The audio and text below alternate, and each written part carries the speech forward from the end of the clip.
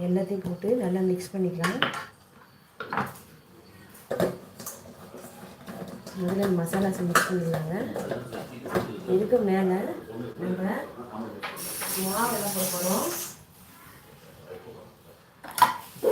1:2:3 இந்த ரேஷியோவில் தாங்க போட போகிறோம்.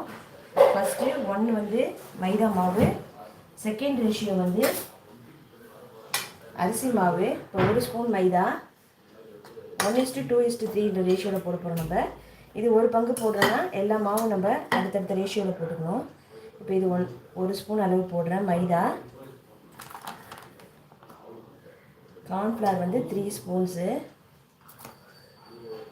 அரிசி மாவு 2 ஸ்பூன் போட போகிறோம். இந்த ரேஷியோ தாங்க. இந்த ரேஷியோ போட்டிங்கன்னா கரெக்டாக இருக்கும்.